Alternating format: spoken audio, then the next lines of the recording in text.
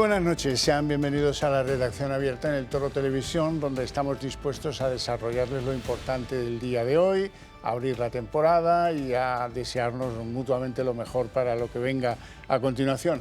Nosotros, ya lo saben, estamos comprometidos con dos valores, el de la libertad, con valentía y con rigor a la vez. Entendemos que esa es la esencia del periodismo. Otros no lo ven así, pero para eso están, para componer la parrilla de las cadenas sanchistas, ya lo irán notando. Con el sabor y el aroma de lo que nosotros les contamos, ya irán haciendo ustedes mismos la diferencia, que para eso son un público inteligente. Hoy empezamos hablando de salud con don Adolfo Albistur, que ya me acompaña aquí con uno de sus últimos, digo con prudencia, descubrimientos, porque sé que está probando otros nuevos. Sí, estamos en más cosas. El glucómetro. Sí, pues encantado de acompañarte en estos inicios de la nueva temporada, sí, Xavier, encantado. Bueno, pues el glucómetro, fíjate que el otro día, Xavier, escuchaba al mediático cocinero Chicote, diciendo que él había pasado de tener diabetes tipo 2 a diabetes tipo 1, ¿no? Que eso es algo también que tienen que saber los espectadores, es decir, la diabetes tipo 2 es una diabetes que te da ya con la edad, normalmente. Es que la insulina deja de ser, es resistente, ¿no? Entonces no hace que el azúcar se vaya quemando a la velocidad que se tiene que quemar, pero es verdad que puede ocurrir que pases a tipo 1 y dices, ¿y qué diferencia hay? Bueno, pues que con tipo 1 ya es insulina completamente, siempre. Hay que pincharse siempre, porque ya es que el páncreas no segrega insulina. Entonces, por eso es tan importante controlarla. Somos diabéticos tipo 1, tipo 2, o a lo mejor no lo sabemos, pero tenemos que medirnos la glucosa. Medir la glucosa anteriormente, cuando enseño esta lanceta, dicen todos, bueno, madre mía, hay que pincharse, hay que poner esto, lo engorroso que es, el dolor de pincharse, que esos dedos van quedando cada vez peor. Pero cuando yo digo que esto es simplemente hacer así, claro, ya cambia. Ya cambia. ¿Por qué? Porque digo, me lo puedo medir más veces, puedo tener incluso un control de cómo voy, de media hora antes de comer, 2 horas después. Es decir, que realmente voy a tener un control, que es lo más importante, saber qué glucosa tengo, para que así nosotros mismos y nuestro médico pueda tomar las decisiones oportunas para que no pase a peor esa diabetes y esté controlada. Eso permite pues almacenar todos esos datos en tu app, ¿no? Claro. Trasladárselo al endocrino que te lleve y buscar soluciones sabiendo cuál es el comportamiento de tu organismo, claro, en las diferentes horas del día. Eso es, porque cada organismo se comporta de manera diferente. Y entonces, saber cómo va el nuestro, porque lo que tenemos que intentar es que siempre nuestros niveles de glucosa estén en el rango adecuado, que no estén subiendo picos y bajadas, aunque podamos hacer una buena media, pero que esté en el rango adecuado, porque esos cambios de rango son los que provocan que haya una calcificación en las arterias, que se endurezcan, que se achiquen y que pueda tener un problema grave de salud, tanto en riñones, en corazón, en vista, ¿no? Así que controlar la diabetes es muy sencillo. Te lo preguntaré de dos maneras. ¿Qué acredita la fiabilidad de este aparato y qué diferencias hay con otros que puedan encontrar en el mercado? Mira, empiezo por la segunda, porque no hay otros. O sea, directamente, es que muchas veces nos preguntan, oye, he visto esto, me ha saltado esto en internet, esta marca, no hay otro, no hay otro. Todo eso que estáis viendo son oxímetros o estafas, de veras, ¿eh? Si no, ahí lo tenéis, probarlo, que nos ha pasado, que luego nos llaman, oye, has comprado un oxímetro, no has comprado un glucómetro, aunque digan que es un glucómetro. Entonces no hay otro. Y en cuanto a la fiabilidad, hombre, son años de estudio, Hospital Virgen del Rocío de Sevilla, doctor Antonio Pupo a la cabeza, ingenieros biotecnológicos de la Universidad de Sevilla, todo esto ha conseguido que este aparato sea fiable, dé un buen resultado y que nos sirva para realmente poder medir el azúcar para nosotros y para nuestro doctor. Y 6.000 españoles 6.000, que claro, se han prestado personas, a ver si esto funciona conmigo. Claro, para poderlo calibrar bien, claro que sí. Bueno, ¿cómo podemos hacernos con un aparato, un glucómetro de los tuyos y qué ventajas tienen los espectadores? Pues mirad, yo os invito a que llaméis a ese teléfono que tienes en pantalla, es el 973-0101, porque ahí lo que vais a encontrar es una persona que va a contestar, ahora ya es de noche, pero mañana mismo os llamamos, pero llamad ahora para que sepamos que sois vosotros, los espectadores del Toro Televisión.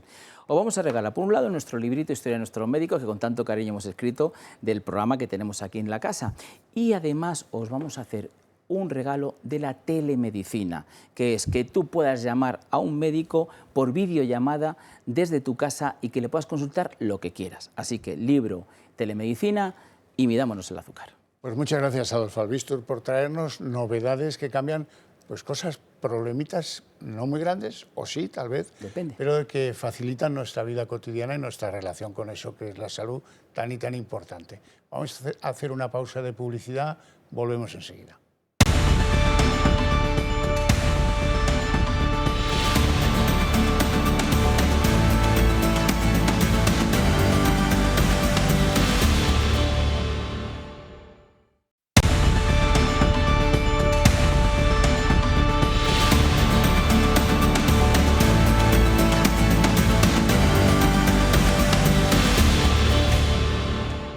Y de nuestro recorrido por el mundo vamos a ponernos en marcha con el asunto de Gaza. Últimas noticias no son buenas. Traen idea, imagen cierta de un ataque israelí al hospital Nasser en la Franja de Gaza que deja al menos 20 muertos, entre ellos 4 periodistas. Reuters, Al Jazeera, varios medios de comunicación internacionales han perdido a algunos de sus trabajadores sobre el terreno en Gaza. Así es que, bueno, pues la cosa es como el día de la marmota, continúa donde la dejamos poco más o menos, con muertos por aquí, muertos por allá. Luego les hablaré de Ucrania. Antes que eso, tenemos que pasar por la Argentina, donde se ha producido pues un episodio de corrupción que afecta al nuevo presidente, a Javier Milei, o mejor dicho, a él no, a su hermana que se llama Karina y que es secretaria general de la Presidencia de la República y ha sido acusada presuntamente de un problema de corrupción relacionado con el haber cobrado comisiones por fármacos. Bueno, todo esto está en una fase muy indiciaria, pero bueno, esas salpicaduras están afectando ya al presidente Milei, que por cierto a su hermana la llamaba el jefe. El escándalo se relaciona con fármacos para la Agencia de Discapacidad. Bueno, y dicho esto, volveremos a hablar de Ucrania, pero antes que eso hay que ir a la gran noticia del verano, que son los incendios. Más de 400.000 hectáreas, sumando las de un lugar y las de otro, han ardido en lo que llevamos de verano y el asunto, en cierto modo, continúa. No con la misma gravedad, pero continúa. De hecho, los equipos de extinción están luchando ahora contra 12 incendios que se consideran graves. ¿Dónde hay más y dónde se reducen claramente? Pues se mantienen 6 incendios en grado 2 en Castilla y León. En León, sobre todo, hay que decir. Hay otros incendios, pero son de menor gravedad. Y todavía hay en Castilla y León muchos desalojados que no han podido volver a sus casas. Y donde hay una mejora más clara es en Galicia, gracias a la climatología, que está facilitando las labores de apagado y control de algunos de los incendios. De todos modos, pues en Ourense siguen vivos 3 incendios, a pesar de la mejora general del asunto, y continúa muy grave un bombero que, bueno, pues que puso en riesgo su vida en los intentos casi desesperados de tratar de apagar los fuegos que han venido muy violentos, muy virulentos en los últimos días e incluso semanas. Mientras que eso sucedía, tenemos a un ministro de Transportes que se llama Óscar Puente, que ha hecho todo tipo de tonterías, tanto con los trenes como también con los incendios, porque él es un hombre que se cree mediático y con habilidades sobrenaturales para la confusión general, que me temo que es que no hablemos de Begoña, ni de Ábalos, ni de Coldo, ni del hermanísimo, el músico, esas cosas. Y esto viene de cine, la lían parda y ya todos nos metemos por ese andurrial a contar cosas relacionadas con... Bueno, en este caso, relacionadas con Óscar Puente y sus diferentes broncas a tenor de los incendios que le han evitado más broncas, pero esta vez por culpa de los parones de los trenes. Nos lo cuenta Natalia Fernández. Más de 400.000 hectáreas quemadas en lo que va de verano en nuestro país, con Galicia y Castilla y León como las comunidades más afectadas, y miles de pasajeros de tren tirados en las estaciones sin apenas explicaciones por parte de Óscar Puente. La línea de alta velocidad Madrid-Galicia cortada durante 7 días consecutivos, y ni comparecencias ni más información que tuit como este. Es muy probable que hoy tampoco podamos reanudar el servicio entre Madrid y Galicia. Veo que no me sale la vía ni nada y estoy que no sé. Hemos llegado aquí y de momento no pone nada de si va a poder ser o no. Esperando la vía a ver si hay suerte y nos sacan pronto. Vinimos a informarnos si nuestro tren va a salir o si tenemos que cambiar el boleto para otro día o si nos devuelven el dinero o anularlo, no lo sabemos. Un verdadero caos ferroviario al que Puente tampoco supo dar alternativas. El servicio provisional de autobuses tan solo duró unas horas por no tener capacidad. Un ministro de Transportes capaz de publicar más de 50 tuits en 30 horas con dos claros objetivos, Fernández Mañueco y Moreno Bonilla, y publicaciones tan desafortunadas como esta, el pasado 11 de agosto, con un "está calentita la cosa" cuando las llamas arrasaban el paraje natural de las Médulas. Incendios que también supusieron el corte de circulación ferroviaria entre Madrid y Andalucía, con todo un verdadero quebradero de cabeza para los que ponían fin a sus vacaciones. Más de 50.000 viajeros afectados por una deficiente gestión de Óscar Puente, que una vez más se queda en las redes sociales. Es una contradicción, pero para el mundo de la política el barro que se arroja al adversario político puede ser también el de los incendios, la falta de eficacia en el control de los incendios, en fin. Y ahí, en ese escenario, el Partido Socialista hay que reconocer que se mueve de forma prodigiosa. Así es que han convertido lo que debiera ser una crítica a repartir cuota parte, porque no hay ninguna administración que diga aquí se han hecho las cosas bien, señal de que no ha sido así. Pero bueno, claro, esto dejarlo en trifulca política tampoco sirve de nada, porque después de cuando se termine el barro arrojadizo, entonces nos daremos cuenta de que lo que hay que hacer es una política de prevención, que es la que no se hace, en parte por los arbitrios de la Agenda 2030 y en parte por los arbitrios propios que le añade la Administración en nuestro país. Y las comunidades autónomas ahí, pues bueno, no se atreven, no saben, no contestan, o cuando lo hacen, pues en muchos casos también meten la pata. España afronta este verano la peor ola de incendios del siglo XXI. Más de 375.000 hectáreas arrasadas y decenas de miles de evacuados. Un desastre que ha puesto a prueba los recursos autonómicos y la respuesta del gobierno central. El Ministerio de Interior activó la fase de preemergencia del plan estatal, lo que permitió coordinar recursos nacionales, pero deja la dirección de los operativos en manos de las comunidades autónomas. El Ejecutivo asegura haber movilizado todos los medios disponibles. Ahora mismo tenemos desplegados por todo el territorio español más de 3.400 efectivos de la UME, 500 efectivos del Ejército que se incorporaron a ese despliegue militar, más de 500 vehículos y también infraestructura necesaria para combatir a los incendios, y junto con ello 6.000 efectivos de la Guardia Civil y de la Policía Nacional, y además 10 brigadas de bomberos forestales liderados por el Ministerio de Transición Ecológica, además de otras capacidades que se están poniendo a disposición de todos los territorios afectados por los incendios. Además, Pedro Sánchez ha anunciado que las zonas afectadas serán declaradas catastróficas y ha propuesto un pacto de Estado contra la emergencia climática. Pero la oposición critica la gestión. El Partido Popular denuncia que el gobierno solo ha ejecutado un 20% de los fondos europeos previstos para prevención, dejando sin usar más de 320 millones de euros. También reprochan al Ejecutivo la reducción de aeronaves antiincendios por falta de presupuestos. La polémica política se avivó con los mensajes en redes sociales del ministro Óscar Puente, acusado por el PP de frivolizar contra la tragedia. Parece que frivolizar desde el gobierno con el dolor ajeno, como ha hecho el señor Puente, la ausencia de políticas contra incendios del gobierno en general no es, desde luego, una política en la que yo practicaría.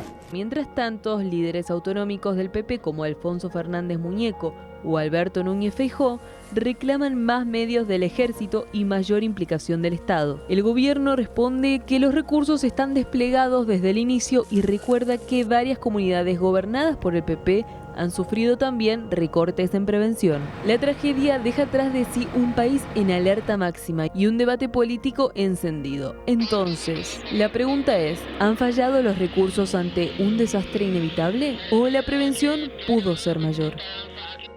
Bueno, pues después de esta gran trifulca política en torno a los incendios, la falta de asumir responsabilidades por un lado y por otro, que a nosotros, a los ciudadanos, nos da igual. Los ciudadanos lo que queremos es que con nuestros impuestos haya los helicópteros que sean necesarios comprar y no se vaya el dinero en otras gilipuerteces. Bien, el tema de inmigración. El tema de inmigración también es una cosa que dices, no es posible.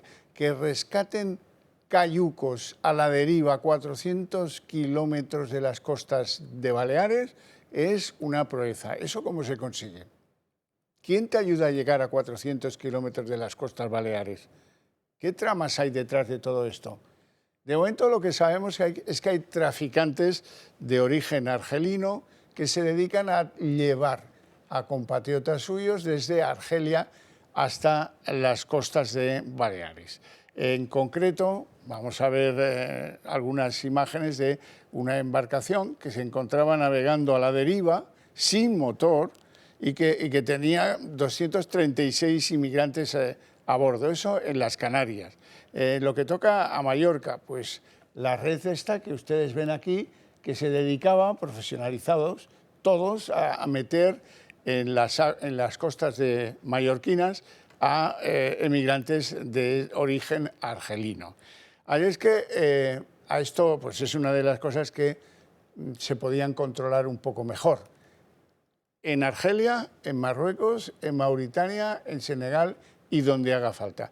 Ahora, limitarse a ver las imágenes de cómo pasan tras los vídeos de los que están en la playa de vacaciones, también es una opción. Lo que pasa es que es la opción que ha tomado ya este gobierno hace muchos años. Ya lo estamos cansados de ver. Esto ya no tiene el menor sentido. Lo que tenemos que hacer es cambiar el ritmo de cómo atendemos este problema, porque, bueno, otros lo han hecho. Otros en Europa, países vecinos nuestros, pues ya apenas reciben inmigración por vía marítima. Eso sí, han hecho ciertos despliegues, han hecho ciertas políticas y las han aireado, como por ejemplo la señora Meloni. Y no, aquí los inmigrantes se les acabó el chollo. No van a recibir ayudas públicas. Con lo cual, ¿qué hacen los emigrantes o migrantes o como les queráis llamar? Pues eligen otros países de destino. Bueno, vamos a ver imágenes de cómo llegan esas prodigiosas travesías de los cayucos, a veces sin motor. La llegada de inmigrantes ilegales a las costas españolas continúa siendo un problema. Durante el verano ha sido recurrente ver este tipo de imágenes, pero se ha ido un paso más. Salvamento Marítimo se ha desplazado 430 kilómetros de las costas españolas para atender un cayuco en el que viajaban 236 inmigrantes ilegales de origen subsahariano. Un buque mercante dio la alerta y el Servicio Público de Coordinación y Respuesta a Emergencias en la Mar se puso en marcha. La localización estaba dentro de la zona de búsqueda y rescate compartida entre España y Marruecos, pero desde Rabat confirmaron que no disponían de unidades en ese área. El buque guardamar Urania se desplazó 241 millas náuticas hacia el sur de Gran Canaria, y hay que añadir la vuelta. La embarcación con los ilegales se encontraba solo a 200 kilómetros de Dakhla, en Marruecos, donde cuentan con instalaciones de asistencia para este tipo de casos. Rubén Pulido publica que sí había un remolcador marroquí ubicado en la misma zona y a la misma hora de los hechos. Además, en una posición estratégica para intervenir, pero se mantuvo inactivo a muy baja velocidad. España fue la que envió el buque de salvamento marítimo. Las consecuencias de la inmigración irregular se plasman en nuestras calles. Un marroquí de 19 años ha sido detenido como presunto autor de un robo con violencia. Apuñaló a una mujer de 58 años en Torrevieja. La mujer estaba entrando en su domicilio cuando el joven marroquí, portando un arma blanca y mediante la técnica del tirón, le sustrajo una cadena de oro. Durante el forcejeo, la víctima sufrió varios cortes y una gran herida abdominal. En Málaga, un hombre de origen magrebí ha sido detenido en relación con una agresión a un policía local de Marbella. El agente fuera de servicio se encontraba en la feria y de repente sufrió una agresión, lo que le hizo caer al suelo, y ahí continuó siendo apalizado. Se investiga si el agente presenció un robo y fue agredido al tratar de impedirlo o él fue la víctima. La inseguridad en las calles se produce en gran parte por la inmigración ilegal descontrolada. Permitidme que os hable de absentismo. ¿Qué se entiende por la palabra absentismo? Pues el absentismo es lo que hacen los trabajadores cuando, de forma justificada o de forma injustificada, no se presentan en su lugar de trabajo. Bueno, pues es que no me siento bien, llaman por teléfono y al día siguiente o 2 días después, y así ya he mejorado. Ese tiempo de trabajo perdido es lo que se conoce como absentismo laboral. A veces tienen una nota del médico que dice esto está justificado porque tiene tal o cual dolencia. Bueno, lo importante es que según un estudio publicado por el Consejo General de los Colegios de Gestores Administrativos de España, a nuestro país le cuestan cada año 27.000 millones de euros los que practican el absentismo, que algunos lo hacen de forma absolutamente lógica, legal y consecuente, pero otros no tanto. Y la suma de ambas las cosas es bastante inaceptable. 27.000 millones de euros se nos escapan así entre los dedos, sobre todo los dedos de los empresarios o de las pequeñas y medianas empresas. En fin, para hacérselo mirar. Y para hacérselo mirar es el tratamiento que este país prodiga al asunto de la droga, con condenas muy flojas, con juzgados no especializados, con leyes no apropiadas, porque se le sigue llamando a lo del traficar con drogas, se le sigue llamando un delito contra la salud pública. No, hombre, eso hace algunos años seguro que era así, pero ahora es una conspiración contra la sociedad española.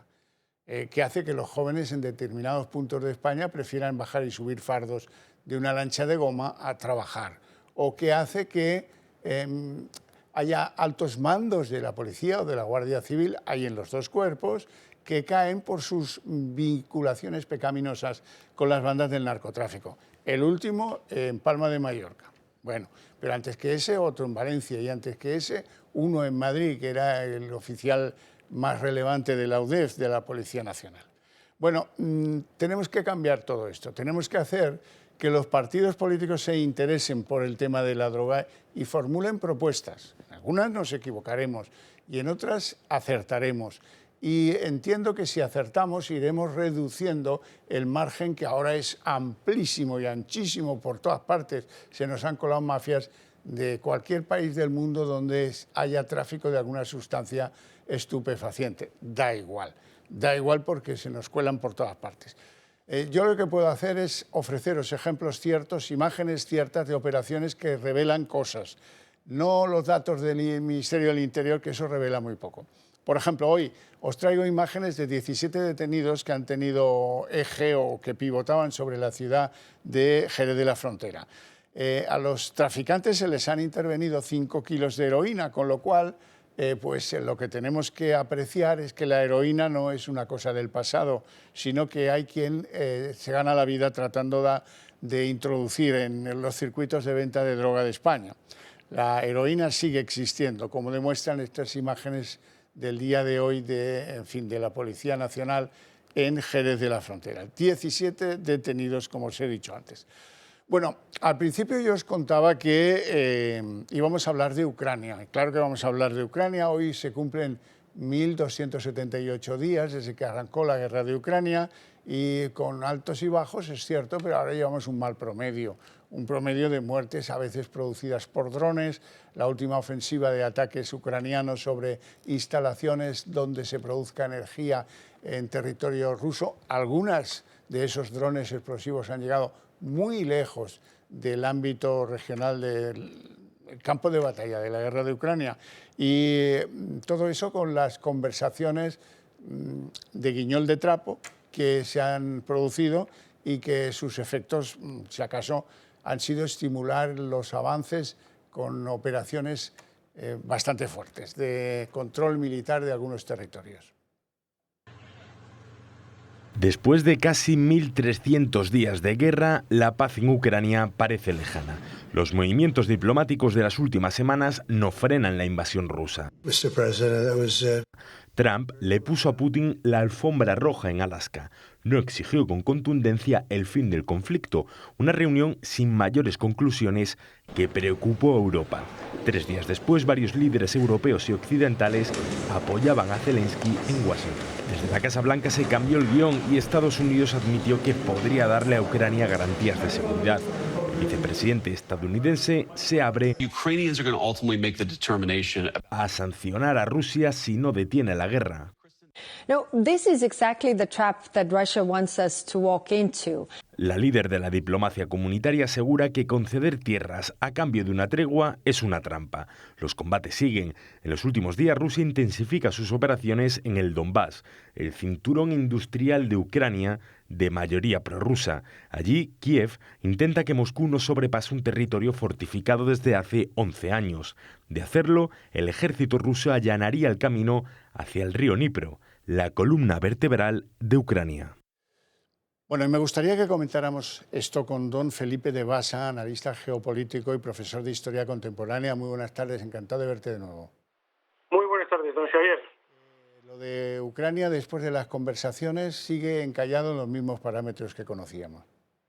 Correcto, sigue encallado. Hemos visto unas conversaciones, usted lo definía muy bien, bueno, pues han sido un tanto peculiares o particulares.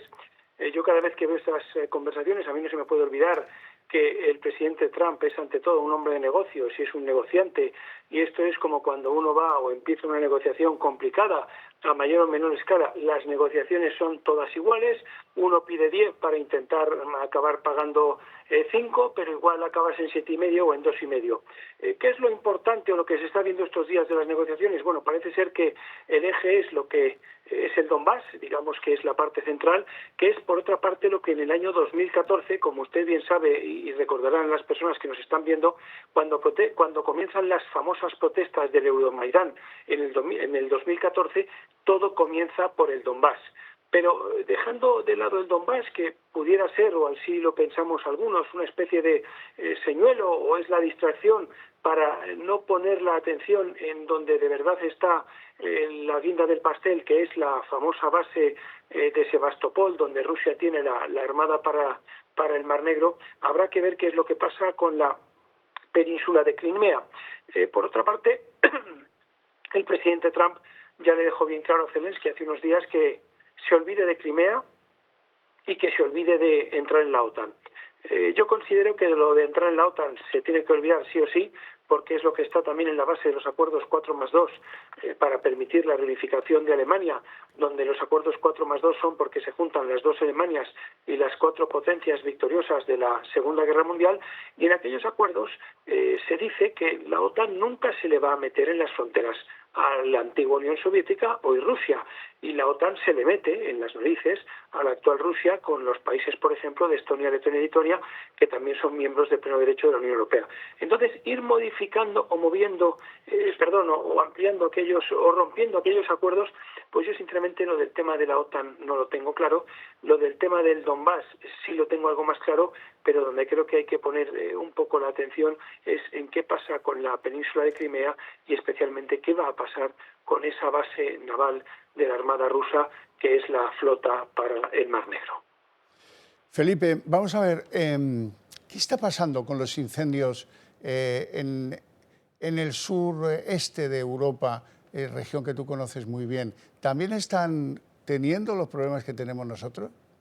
Bueno, es una pregunta muy interesante y realmente me he quedado muy sorprendido porque hemos visto en un montón de medios de comunicación cómo salen todos los expertos que no lo son hablando de los incendios, de los no incendios. Hay gente que propone incluso que se contraten de forma indefinida una serie de personal que puede o no hacer falta. Yo entiendo claro que las cosas, quien tiene o quien sufre esto, pues es muy triste. De hecho, los psicólogos ya alertan o ponen encima de la mesa que hay un mal, y es el mal de la persona que pierde en el entorno donde vive su paisaje. Oiga, yo vivo en una zona de Madrid donde había muchos árboles, la Filomena se cargó a la mitad y luego unos problemas se cargaron a la otra mitad, y yo he sentido tristeza, porque en la zona donde yo vivo en Madrid pues se han caído unos cuantos árboles. No me quiero imaginar lo que pasaría si yo viviera en un recinto o en un entorno con muchísima más arboleda y se hubiera quemado. Por eso lo que quiero decir es que vaya por delante mi respeto y mi sensibilidad hacia todas estas personas. Lo que uno puede entender cuando ve los medios de comunicación nacionales que son hechos aislados o han intentado poner el foco político en alguna región. He visto, no sé si es porque estoy en Galicia y estoy muy sensible, pues que han puesto el foco en Galicia y tal, pero lo que he podido comprobar después de hablar con un montón de amigos en Grecia y en los Balcanes es que esta ola de incendios de este verano de 2025, de este mes de agosto, ha sido en todo el sur de Europa. Incluso en Serbia ha habido protestas fortísimas y ha habido algún otro país balcánico que no voy a nombrar, donde incluso se ha hasta prohibido hablar de los incendios. Pero yo he hablado con personas que viven en este país y me han dicho que la cosa ha sido catastrófica. Por tanto, estamos ante un hecho que no es un hecho aislado de una provincia, una región o incluso un país como España, sino que es un hecho que hay que verlo en el conjunto de una zona geográfica. ¿Y qué zona geográfica es esta?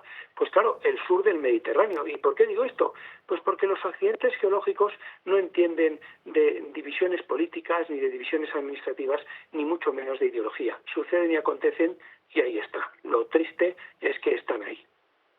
Bueno, don Felipe de Basa, un placer enorme tenerte en el programa. Te deseo una feliz noche y suerte para el futuro. Muchas gracias. Igualmente, feliz noche, don Xavier. Muy buenas noches. Vamos a hacer una pequeña pausa de publicidad. Enseguida estamos de vuelta y abrimos nuestra tertulia de análisis político. ¿Sabéis que la Organización Mundial de la Salud advierte de los riesgos sanitarios de beber agua desmineralizada? ¿Qué quiere decir esto? Pues que parece ser que beber aguas de muy baja mineralización o muy bajo residuo seco no es bueno. Y nos han estado contando permanentemente todo lo contrario. Menos mal que Agua Sierra Cazorla nos informa de todo esto adecuadamente. Un ejemplo, tomando 2 litros de Agua Sierra Cazorla aportas a tu organismo en torno al 30% de las necesidades de magnesio. Creo que sabes de sobra las bondades de este mineral. Agua Sierra Cazorla tiene 41 miligramos por litro de magnesio, 401 miligramos por litro de bicarbonatos. El bicarbonato tiene un gran valor digestivo, además de ser un gran alcalinizante. De ahí que Agua Sierra Cazorla tenga un pH de 8,1 y solamente 1,3 miligramos de sodio por litro. Creo que no existe otra igual.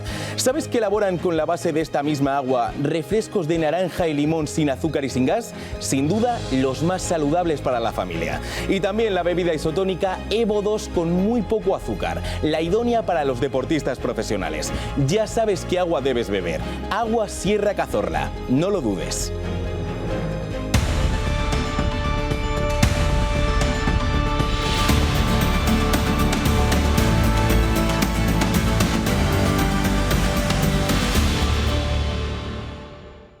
Bueno, abrimos la tertulia de análisis político, como no, y lo primero, pues lógicamente, presentar a nuestros invitados del día de hoy. Doña Ana Cuartero, muy buenas noches.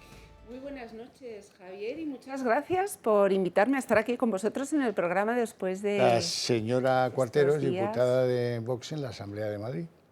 ¿Cuándo vuelve a trabajar la Asamblea de Madrid?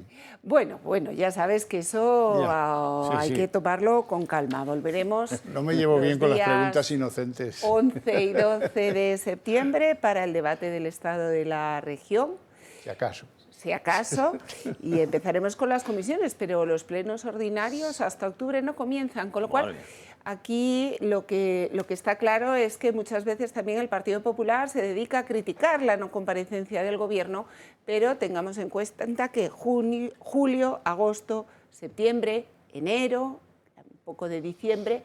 Pues, y luego nos llevamos las manos a la cabeza con los informes PISA. Efectivamente, si damos una vueltecita, pues 5 meses de los 12 meses que tiene el año, el Gobierno de la Comunidad de Madrid no comparece en pleno. Yo estoy dispuesto a llevarlo a compromiso, incluso la pelea contra que los maestros no tengan vocación, que los maestros les dé igual. Bueno, pues tengo unos moscosos. Yo aprendí lo que eran los moscosos porque tengo amigos maestros. Si no, no sabría lo que eran los moscosos. Hubo un ministro, hace muchos años, Moscoso se apellidaba, que en lugar de aumentarles el salario les daba días de vacaciones. Y eso ha quedado como derecho adquirido, los moscosos. Bueno, estoy tan en contra de los moscosos y de la falta de interés en mejorar lo que podríamos llamar el estado de las artes de la educación en España, que alguna reflexión sería ya bueno que lo hiciéramos colectivamente. Es decir, no sé, que lean algún libro los alumnos, no por nada, que si les dan el carnet joven no sea para todo menos para libros, esas cosas que uno no acaba de entender si aterrizas como Sin noticias de Gurb, fabuloso libro de Mendoza, y eres marciano y te explican cómo es este país, es que te entran unas ganas de irte a otro sistema planetario increíble. Don José Rusiñol, encantado de verte. Un placer, de aquí mis no vacaciones. Analista político, hombre que publica en cantidad de medios y que fue presidente de Sociedad Civil Catalana, que es un orgullo tenerle aquí, porque este hombre supo sacar a la calle a 1 millón de catalanes contra... Es algo colectivo siempre, yo que también por hay supuesto, un culpable aquí supuesto, a mi derecha también. Pero no sé si eso a usted le funcionó. Funcionó. No le ha funcionado después, ni antes. Pues, las cosas como son. A las pruebas me remito. Bueno, mire, porque ha venido usted al primer programa de la nueva temporada, le tengo un regalito. Y es que quiero que vea unas feministas grado histérico 6. El Richter del histerismo de las feministas termina en 7. Estas están en 6. En un barrio barcelonés que se llama Sants. Bueno, vamos a verlo todos y está traducido, aunque tampoco es relevante que esté traducido, se puede uno imaginar de qué va la cosa. A veces critican a Israel por genocida, pero en realidad lo que quieren es, ya lo verán, otras cosas. Tenemos que hacer lo imposible para parar esta atrocidad y que esta matanza clandestina de Israel no quede impune.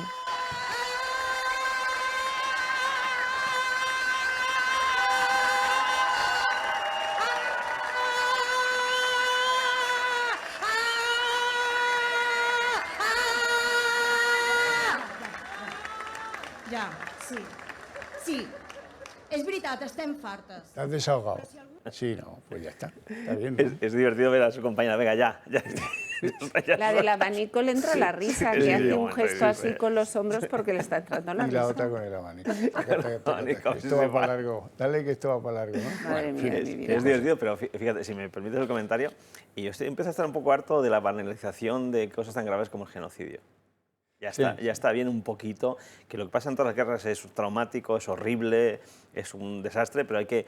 Y yo estoy de acuerdo con ellas que se acabe toda esta matanza, porque empiecen por Hamás, y entonces empezará a desmontar todo ese relato falaz que están haciendo. Y me parece muy grave, porque en realidad lo que estamos viendo ahí es un Estado como el israelí, que te puede prestar más o menos, el Netanyahu es más o menos, que tiene sus cosas como todas las democracias. Pero diga, quien atacó, masacró a niños, embarazadas, fue Hamás, y quien tiene secuestrado el pueblo gazatí es Hamás, no es el Estado de Israel.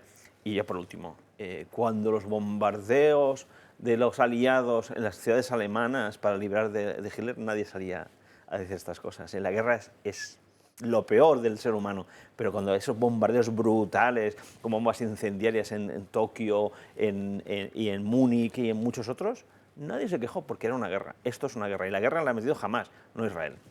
Sigue habiendo matanzas de cristianos, sigue habiendo matanzas de cristianos en el mundo y no sale nadie a defender, ¿no?, la vida.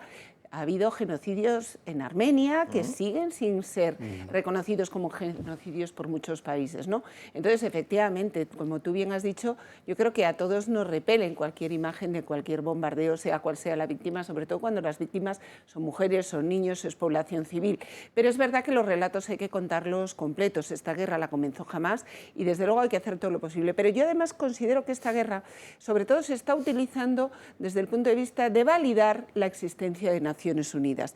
Tenemos por un lado la guerra de Ucrania en la que se defiende el bilateralismo, porque en el fondo le han dicho ni siquiera a Zelensky, oye, tú no pintas nada. Las dos grandes potencias somos las que decidimos la paz en el mundo, es Estados Unidos, es Rusia, y no llamamos a China precisamente porque lo que está intentando Trump es que se siga reconociendo a Rusia como la otra gran potencia y no a China. Y sin embargo tenemos por el otro lado los que han decidido hacer política con la guerra de Israel y Palestina. Y entonces esa guerra se pretende solucionar con esas declaraciones del Estado palestino que se produzcan ahora en septiembre. En el fondo, a ninguno le importan realmente las víctimas, ni los gazatíes, ni los israelíes, ni todos esos secuestrados, ¿no? Que hemos visto que han sido torturados y muchos han perdido la vida.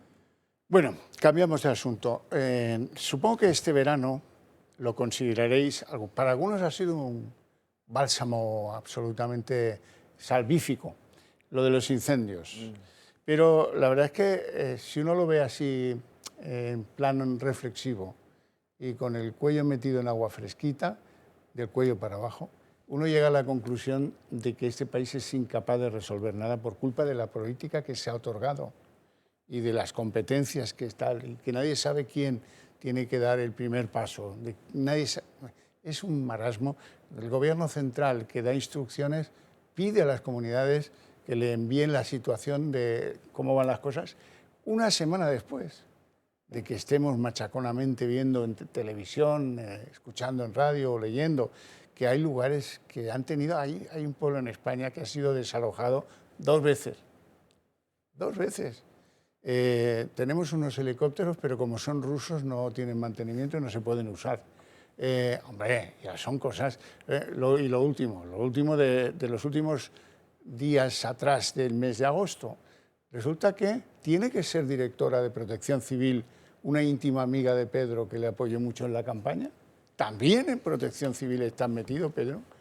Es que no has dejado títere con cabeza, ¿eh? Esto es no solo la colonización, es la jibarización de las instituciones públicas en beneficio de unas ideas, por cierto, bastante equivocadas, de cómo los alquileres de los pisos, cómo se gestionan las ayudas de los fondos europeos. Está acreditado que este gobierno no sabe gestionar apenas nada. Eso sí, los trinques y los favoritismos y el dedazo en favor del hermano músico o de la prima torera. Me da igual. Eso sí que lo hacen bien. Lo demás, no. Incendios, ¿qué os ha parecido? Bueno, pues un fracaso más del Estado autonómico, ¿no? Una desigualdad más que viven y, bueno, pues desde el punto de vista de lo que estabas diciendo, pues esta fragmentación de las competencias, ¿no? Ha creado 17 entidades que se creen que son un Estado y que en cuanto vienen mal dadas, en cuanto viene una dana, en cuanto vienen los incendios, se dan cuenta que ni pueden ni saben. Al final, todos deseamos que venga la UME. Y yo venía recordando aquella época en la que España estaba sembrada de cuarteles. España estaba sembrada de unidades movilizables. Y todo el mundo ha visto, ¿no?, con satisfacción, con celebración en muchos casos, la retirada sobre todo del ejército de tierra. La UME, fundamentalmente, es ejército de tierra. Y todo el mundo, como iban vestidos de verde, igual que determinada personalidad, pues había que echarlos. Bueno, pues quizás este sea uno de los resultados de que no haya fuerzas movilizables que sepan actuar de forma conjunta, de forma coordinable, a lo ancho y largo de toda la geografía española. Porque donde había un cuartel con soldados había un mando y había alguien preocupado, más preocupado por España que por sus intereses personales. Había alguien que sabía utilizar una maquinaria, que sabía utilizar un equipo y sobre todo que sabía obedecer una orden, que sabía que si obedecía a su capitán iba a estar coordinado con el otro capitán y con el otro no sé qué, con el otro no sé cuántos. Ahora necesitamos que llegue la UME, y llega una UME que no está establecida en los terrenos, que la mayoría de las veces cobra menos que los bomberos a los que tienen que ir a apoyar, que tienen menos maquinaria, pero que sin embargo siguen haciendo un trabajo eficaz. Yo creo que como nación tenemos que reflexionar hacia dónde estamos yendo y en manos de quién estamos dejando la seguridad de nuestras casas, de nuestras familias, de nuestros hijos. Y luego, por último, quiero recordar a todos esos periodistas que se han permitido, porque lo he visto en Antena, en la 1 precisamente, que se han permitido juzgar a aquellos que han intentado ayudar en las labores de la extinción de incendios. Dicen, si a usted le han dicho que hay que evacuar, es que hay que evacuar. No, si a mí me han dicho que hay que evacuar y soy el único que puede retener el fuego, pues aquí me quedo e intento defender lo que es nuestro, ¿no? Yo creo que estamos ante un panorama desolador y espero que los españoles tomen buena nota para tomar decisiones. Es que este tema tiene un calado. Yo empiezo por, cojo el testigo de los militares, porque tanto usted como yo hemos sido militares profesionales. Es que hay que recordar que toda esa capilaridad de cuarteles que había por España, ya por los años 80, creo que Fernández Serra empezó a desmontarlo porque ellos lo veían como fuese una estructura de ejército de ocupación franquista. Y el factor ideológico estuvo por encima de este buen razonamiento que ha dicho nuestra diputada. Recuerdo el caso incluso en Berga, sabes que Berga es una ciudad del interior de Cataluña donde había un cuartel donde no sé cuántos miles de chavales ahí hacían la mili. Pues el Ministerio decidió cerrar ese cuartel para evitar la ocupación del territorio por el ejército franquista. Pues yo recuerdo manifestaciones del alcalde de Berga, de Esquerra Republicana, rogando que no cerrasen ese cuartel, porque evidentemente tenía tracción económica y tenía seguridad. También ocurrió en Cataluña, al principio, cuando los Mossos de Escuadra se hicieron cargo del control de todo el territorio, hubo unos graves incendios en Cataluña, hace muchos años, unos graves incendios y los ciudadanos se quedaban en sus masías, en sus casas, para defender su propiedad, y los Mossos los obligaban a irse. Y yo recuerdo de ver un payés de estos así, que no habla muy bien español, porque tiene poca capacidad de hablar en español, diciendo, ¡visca la Guardia Civil! Porque los guardias civiles que estaban con ellos todos los días sabían que eran sus ganados, sus cultivos, sus casas, su herencia, sus recuerdos, sus emociones. Y es que llega un momento que hemos desmontado todo por la ideología. Y estamos en un problema. Pero fíjate, el calado profundo que has puesto encima de la mesa es que el Estado, el sistema de Estado que nos dimos en el 78 ha colapsado. Es que no funciona. No puede ser que el presidente del gobierno actúe como si fuese el rey de una especie de Commonwealth. Oiga, pues si eso ya veremos qué pasa, que yo no tengo competencias. ¿Pero cómo que no tiene competencias? Oiga, ¿la soberanía nacional dónde está? ¿En el Parlamento Autonómico o en el Congreso y en el Senado? ¿Dónde está? ¿Y quién elige al presidente del gobierno? ¿Veis lo que digo? Es que yo vi también las malas lenguas en España y me quedé como... Se hacían cachondeo con esto de las competencias. Digo, oiga, no es competencia. En un caso grave, emergencia nacional y actuar. No puede ser que los vecinos se jueguen la piel y no haya nadie. No puede ser que la Dana vengan primero bomberos franceses antes que nadie. Es que no puede ser que sea la sociedad civil la que nos estamos movilizando para evitar estas catástrofes. Es que el sistema colapsó. Hay algo que no funciona. A mí me es igual que si este es de administrativo. ¿Pero qué me están contando? Están perdiendo sus casas y sus vidas. ¿Pero qué me están contando? Con lo cual, los partidos políticos en este caso, tienen que decir, señores, programas de regeneración, ya. Es que no soporta más tiempo esta situación. Pero fíjate que hay cosas que ve el ciudadano a pie y que es evidente que todos las conocemos. Por ejemplo, que ha sido una primavera extremadamente lluviosa. Eso es un hecho. Eso es un hecho. ¿Qué suele pasar desde tiempo de los romanos cuando llueve mucho? Pues que las zonas arboladas tienen monte bajo, tienen matojo, tienen de todo, y eso es una bomba incendiaria en potencia. ¿Qué resolvía eso? Pues las cabritas, las ovejitas, que ahora no pueden pasar por allí porque tenemos una obsesión absolutamente patética con lo de la Agenda 2030 y el no sé qué, que les da una taquicardia al ministro de Madrid si las cabras se comen algo del monte. Bueno, pues entonces, claro, el resultante de todo eso, de todo ese desastre ecológico ambiental, es que esos son teas ardientes. Tenemos no sé cuántas detenciones, porque ese es el truco de siempre. Hay que contar que hay unos detenidos que han hecho de pirómanos. Bueno, pirómanos, pues alguno habrá, no digo que no. Pero gente con interés por recuperar para urbanizar o para construir territorio arbolado, de eso seguro que hay más que pirómanos. Entonces, se trata de hacer unas leyes nuevas que digan, no, lo que se quema no se va a poder traficar con ese territorio en 50 años, por ejemplo. No, si te pillan quemando el monte, pues entonces las penas van a ser severísimas. No, esto tampoco nos atrevemos a hacerlo, ¿no? Esto no, ¿para qué nos vamos a mojar en ese sentido? El resultante de todo, pues que arde, la España vaciada arde como una tea por todas partes. Y que es muy difícil, cuando la climatología no lo permite, pues estamos como en Galicia, hemos visto hoy, ha cambiado el tiempo, ahora ha empezado a llover un poquito y ahora se controlan los incendios. Pero aquí han tirado la toalla en muchos incendios este año, cosa que no pasaba antes. En fin, bueno, tanto que hablar de los incendios. Vamos a la política, que es un poco más lo nuestro, ¿verdad? Lo tuyo, por lo menos, Pepe.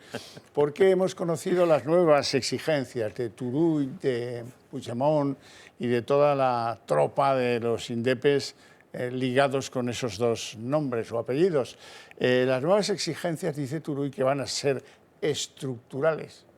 Se conoce que las que hasta ahora han sido exigencias eran coyunturales, ahora van a ser estructurales. Gracias por el aviso. Y sugiere a los jueces Llarena y Marchena que pidan incorporarse a las listas de Vox.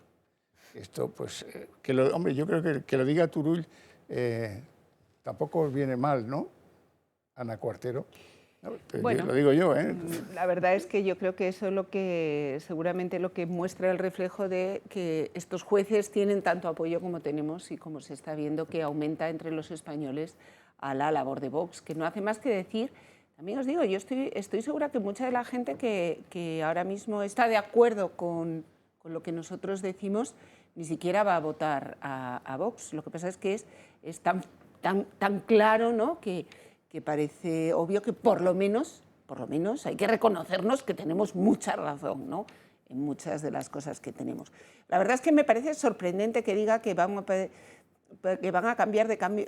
a pedir cosas estructurales. Yo creo que si efectivamente algo ha hecho Pedro Sánchez es darle a los catalanes cosas estructurales, ha finalizado. Rendirse en todo y para siempre. Los rodalíes, pero bueno, pues habrá que estar pendientes cuáles son las nuevas cesiones, ¿no? Porque yo creo que vamos dando pasos de gigante hacia ese referéndum, desde luego planificado junto con el presidente del Gobierno, que puede estar detrás de esa palabra estructural. Quizá lo que quieran es que haya un referéndum precisamente para la autodeterminación, que quede al final plasmado en una nueva Constitución. Conseguida la calderilla, vamos a conseguir el solomillo.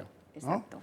Bueno, lo que está claro es que los secesionistas han llegado a la conclusión de que ya han pedido todo lo que se les ocurre, ya se lo han dado en algunas cosas, de forma cicatera, tardía, es verdad, pero se lo han concedido. Y ahora están aglutinando una nueva idea, que es la defensa de la lengua como campo de batalla. Volvemos a la casilla de salida del juego de la lengua, ¿eh? O sea que por ahí van a ir los tiros. Yo interpreto esto primero que es verano y Turull es un tipo, algún día te contaré alguna anécdota personal que no puedo contar en antena, pero es un tipo singular. Esto no sé. No puede ser. O se cuenta o no se cuenta. No se cuenta. Engatillar y luego no disparar, no. Nos hemos quedado ahí. El estoque, si se saca, se tiene que clavar. Es un tipo muy singular y ciertamente peligroso. Pues yo creo que al final el tema de la lengua, estamos con la matraca de la lengua que está a punto de extinguirse y estuviese por el estilo. El otro día Pilar Rahola, esa gran referente del periodismo español, digo con ironía, porque nadie se confunda, decía, es que yo no puedo estar 24 horas al día hablando catalán en Cataluña.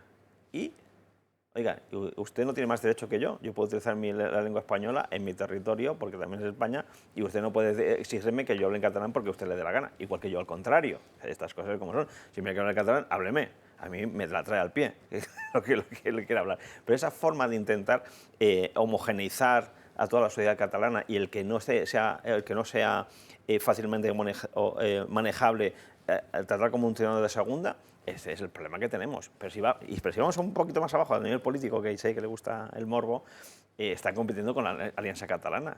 La Alianza Catalana le está mordiendo por los pies.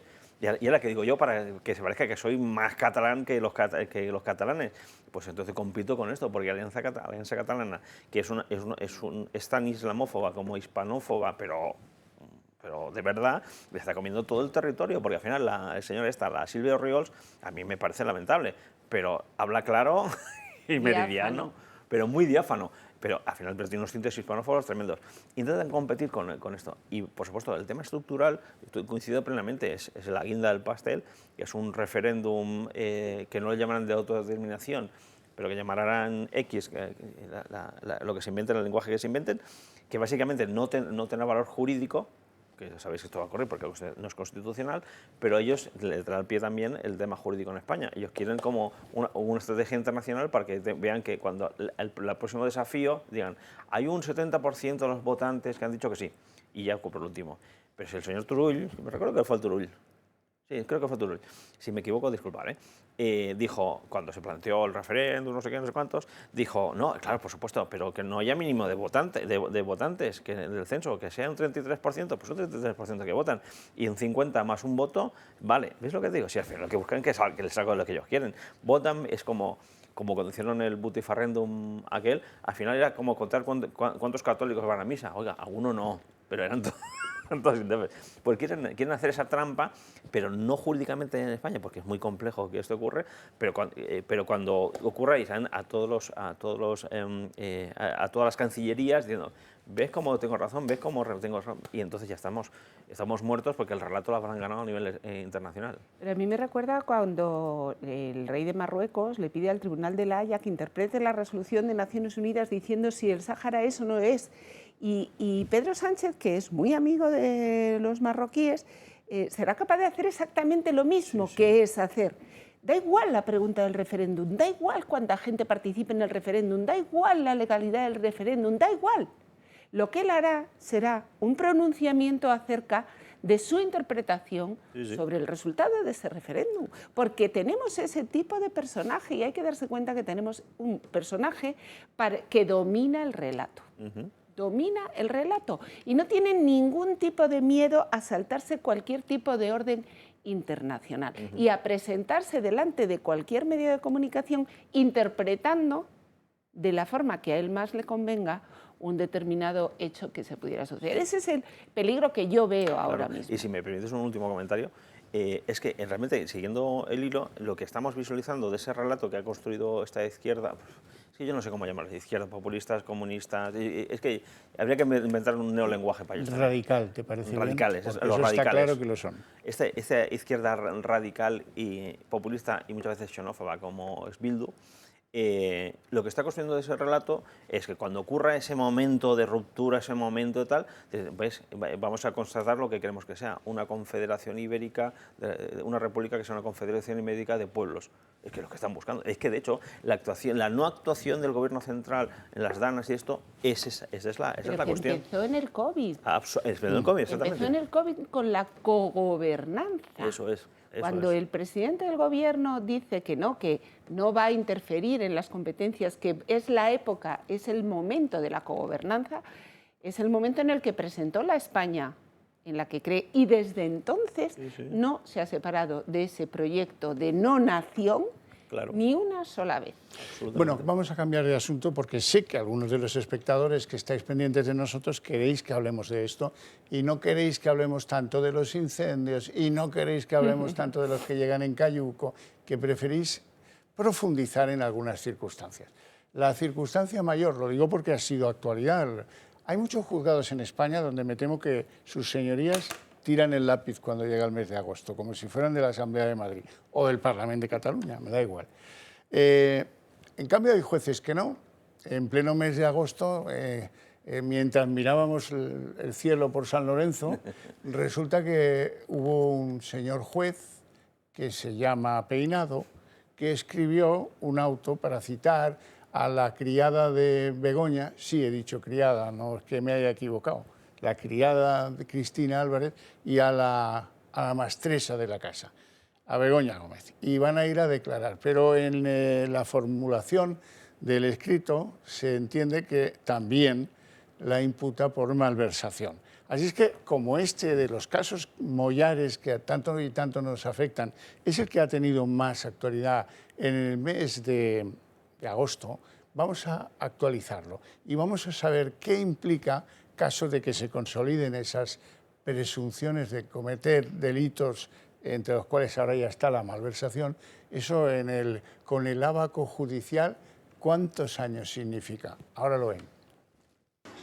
Begoña Gómez suma a su lista de posibles delitos uno nuevo, el de malversación de caudales públicos. La investigación judicial contra la esposa del presidente acumula ya hasta 5 delitos que, si se confirman, Begoña Gómez podría enfrentarse a 17 años de prisión. La decisión del pasado lunes del juez Juan Carlos Peinado de investigarla por este nuevo delito la pilló así, tomando el sol en Lanzarote, refugiada en el lujoso Palacio de la Mareta, propiedad de Patrimonio Nacional, acompañada de su hermano Miguel Ángel. Unas imágenes de aparente cotidianidad que contrastan con este nuevo golpe, que supone para el Gobierno de España que la mujer del presidente declare ante el juez por cuarta vez, el 11 de septiembre. También lo hará su asesora en la Moncloa, Cristina Álvarez, que fue nombrada a dedo y usó su puesto público para ayudar a Begoña Gómez en sus actividades privadas, relacionadas con la cátedra de la Universidad Complutense. Tráfico de influencias, corrupción, apropiación indebida, intrusismo. La lista de delitos sigue aumentando, pero no ha impedido que el presidente del Gobierno y su mujer disfruten de unas lujosas vacaciones de verano. Por ejemplo, de una jornada de buceo tras las visitas del presidente a las zonas arrasadas por los incendios. El blindaje de seguridad no ha impedido estas imágenes, como tampoco que la prensa internacional, el diario británico Financial Times, lleve en portada este último revés judicial por la imputación por malversación de fondos públicos de la mujer del presidente del Gobierno de España. Y prueba de que Begoña Gómez se mueve como si el Estado estuviera a su servicio, Moncloa ha admitido que la mujer del presidente usó el Falcon, el avión oficial del Gobierno, para regresar de Nueva York de un viaje privado de negocios. Vamos a ver, por ahí han pasado los padres de Sánchez. Los hijos, lógicamente, pues van con los padres, no le pongo objeción. Pero el cuñadísimo este de Begoña también tiene que veranear en la Mareta pagando ustedes y yo. Es una cutrez. Que tú quieras verte con ellos en Lanzarote y tú decidas ir allí y los pones en un hotel cercano, eso es lo apropiado, ¿no? Pues sí, pero bueno, yo la verdad es que agradecemos, yo creo que todos los españoles, al juez Peinado que siga trabajando también en el mes de agosto, como tantos autónomos. Un juez que sigue enviando choros a la cárcel mientras a ratos cubre los autos estos de la investigación sobre Begoña Gómez. Efectivamente. Y yo creo que de la investigación sobre Begoña todavía nos queda mucho por saber. Ya sabes que esas imágenes que hemos visto, ¿no?, de la Asamblea de Madrid, la Comisión de Investigación de la Asamblea de Madrid dejó muchas cosas abiertas, muchas cosas pendientes de saber. Y una de las más importantes, recordemos, es la relación que se estableció entre Indra, Google, Telefónica y la mujer del presidente de Gobierno. Todo eso no formó parte, no se estudió en la Comisión de Investigación. Todo este tema de la malversación creo que puede ser solo la punta del iceberg para ver qué tipo de negocios se establecieron bajo el marco, ¿no?, de los medios de la Moncloa, de los medios de la presidencia del Gobierno, con destino, bueno, pues al beneficio personal de la mujer del presidente. Para ti también tenía preparadas algunas cosas. Por ejemplo, esta que viene a continuación. Resulta que la criada de doña Begoña, Cristina Álvarez, usaba el móvil de Moncloa para los negocios y recaditos que daba de las historias que había urdido Begoña Gómez nada más llegar a la Moncloa. Ahora vamos a ver cómo, pues lo denuncia hoy un medio de comunicación, la asesora utilizaba el móvil oficial para asuntos que ella entendía del mismo rango, pero que no lo son. La cátedra extraordinaria esta no tiene nada que ver con la señora del presidente del Gobierno de España. Yo, en todo esto de... Al final, vamos a intentar quitar un poco de maleza, doña Begoña es una ciudadana privada, como podemos ser, que tiene derecho a hacer los negocios que le dé la gana. ¿Estamos de acuerdo? Es que no se atreva a decir lo otro, la alternativa. Bueno, por supuesto, no entremos en territorios ignotos. Claro, sería una ciudadana igual, pero no de naturaleza privada. Pero sí, el problema de todo esto es que cuando se empiezan a mezclar lo público y lo privado. Es lo que te digo, ¿sabes? Igual que presuntamente se ha hecho los datos privados del novio de una presidenta de una comunidad autónoma, de utilizarlo como un tema político, cuando empieza todo a difuminarse y empieza a parecerse más una monarquía tipo oriental, donde todo, allá donde ves es mío y se puede expropiar, que otro tipo de cosas. Como concepto es muy grave, porque yo entiendo que a lo mejor esta mujer sea una pichona, tal como decía su marido y actual presidente del gobierno. Nunca entendí eso de una pichona. Bueno, es lo que dijo él, ¿no? En un momento dado, que es una pichona, pero no era Puestos una a buscar, se me ocurren bellos nombres de aves de rapiña, esas que tienen garras que no dejan, ¿eh? Pero aquí lo grave de todo esto es cómo se permitió que ocurriesen las cosas. Porque yo puedo decir que... ¿Usted conoce al presidente? Es una pregunta. ¿Usted conoce a Pedro Sánchez? Sí, poco, pero sí. Pero si usted se presenta a alguien, yo soy amigo de Pedro Sánchez, ni Dios le va a hacer caso. No. ¿Cómo es posible que se haya desencadenado esa serie de sucesos y no hay un mero cortafuegos de, oiga, usted esto no puede hacerlo? ¿Por qué no hay contrapeso? ¿Por qué no hay ningún sistema que diga, oiga, no, por ahí no puede ir? ¿Cómo es posible que se puede desarrollar todo esto y lo que presuntamente puede salir? Es que el problema es un tema, primero que no hay check and balance en este sistema y segundo que hay una concepción de lo público como si fuese pseudo privado, como si fuese el presidente del gobierno ya de una descripción como un hijo de un rey de una monarquía oriental. Yo creo que la respuesta a esa pregunta que tú haces hay que buscarla también en el comportamiento que ha tenido Pedro Sánchez siempre para con para con las empresas, para con las asociaciones de empresarios, para con la patronal, es decir, y que por supuesto se han prestado al juego. El IBEX 35 tiene tanta culpa de esto como cualquier político, porque todas esas empresas han entrado en el juego. Cuando Pedro Sánchez llama a Indra, cuando llama a Telefónica, al Banco de Santander, BBVA, cualquiera de estas empresas y introduce o llama a las mujeres, han entrado en el juego. Este es el principal problema. Es que no ha habido ese contrapeso porque desde mi punto de vista lleva mucho tiempo formando parte de ese lobby que maneja toda la política nacional y toda la política en la Unión Europea. Recordemos que todas estas empresas además colaboran con Acento, Acento colabora con Marruecos, es decir, al final se ha creado aquí un núcleo de personas en las que efectivamente legislan los lobbies y los cargos públicos se aprovechan de las empresas. Entonces, claro, contra esto pues vamos a tener que ser muy duros y la lucha va a ser muy complicada hasta recuperar una cierta separación, ¿no? Ya ni la separación de poderes, ya por lo menos que lo público y lo privado no vayan. Hemos conseguido recuperarla, ya veremos, porque eso va a costar. Hemos retorcido el brazo al IBEX 35, que han aprendido, por si alguno no lo había entendido, que de ello, de su prosperidad, la de sus empresas, depende el BOE. Lo que escriban en el BOE les va a significar unos resultados maravillosos o menos maravillosos. Entonces a lo mejor te han clavado un impuesto a la banca, a las energéticas, tal. Amigos, son los riesgos de jugar así. Ahora, avanzar por el camino de la transparencia, de la regulación, de todo ese marasmo de gente que está abriendo puertas, haciendo favores continuamente y que es una cosa bien rentable. Os tenía pensado enseñar más tarde, pero vamos a hacerlo ahora. Zapatero resulta que ha multiplicado su patrimonio inmobiliario de forma prodigiosa, es mucho más emprendedor que el Pocero. ¿Os acordáis del Pocero, el que hizo lo de Seseña, verdad? Bueno, pues ¿cómo, cuánto y por qué? El 90% ha aumentado su patrimonio inmobiliario, que debía ser más o menos pequeño, desde que asesora, esto es, desde que cobra por intermediar en asuntos de el compañero Maduro, el conductor de autobuses de Caracas. Claro, entonces esto ya empieza a darnos la pista, el que decía Simenon, chercher l'argent. L'argent siempre está presente en todos los movimientos, la gente hace cosas por argent, todos y cada uno de los españoles, al parecer. Por ejemplo, aquella que pasó por ser la fontanera, se enfadaron mucho los fontaneros, Leire Díez. Esta señora, pues hemos descubierto que también tenía grabado en los dispositivos al número 1 de la Fiscalía Anticorrupción, al Luzón.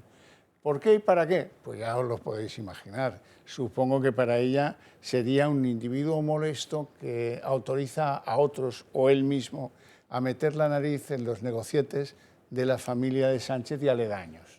Eso es lo que molestaba y claro, si molesta, vamos a ver si le encontramos algo bien turbio que le haga rectificar sus puntos de vista o que, si lo aireamos, pues incluso acabe con su carrera en la Fiscalía, ¿no? Triste, mafioso, pero útil. Está en el ABC desde, no sé, desde la Edad Media. ¿Cómo lo ves, Ana? Bueno, yo la verdad es que esta mujer, la fontanera, esta me parece ya un personaje tan chusco, perdona, sí, tan bajo que, bueno, pues que no sé si merece la pena abundar mucho en ello, porque le estamos dando protagonismo a personas de muy dudosa calaña. Yo creo que en este país hay que centrarse en recuperar la honradez personal. Y estábamos hablando antes, iniciabas esto con el aumento del patrimonio de Zapatero. Mira, vivimos en un país en el que es imposible hacer patrimonio con un sueldo de político. Es imposible. O sea, si tienes una dedicación acorde al servicio público que debes de prestar, todos son públicos los sueldos, ¿no? Es imposible hacerse. O sea, entonces, cuando hay un altísimo porcentaje de políticos o expolíticos que tienen, si no recuerdo mal, Zapatero era funcionario en Castilla y León, creo recordar que su puesto era, yo creo que era un perfil como el de Lobato, si no era funcionario de Hacienda era TAC, era una cosa así, y su mujer cantante de ópera. Los cantantes de ópera, salvo Montserrat Caballé, yo creo que en España no hacen dinero tampoco. Entonces, luego te contaré algo de la niñez. Cuando vemos estos grandes patrimonios de personas que han pasado por la política, pues yo creo que explica muchas cosas. ¿Para qué pasa el 90% de la gente por la política? Entonces, yo creo que esto, antes decías, cuando un terreno se quema tienen que pasar 50 años. Hombre, yo no soy nada partidaria de este exhibicionismo ahora, ¿no? Que parece que por entrar en la política tienes que presentar toda tu vida al público. No hace falta que todos los españoles tengan acceso a mi declaración de la renta. Simplemente con mi declaración de la renta adecuadamente fiscalizada por el Ministerio de Hacienda era suficiente para sacar todos estos patrimonios que salen, no sabemos muy bien de dónde, a partir de sueldos que ya te digo que es imposible que tengan detrás esta actividad.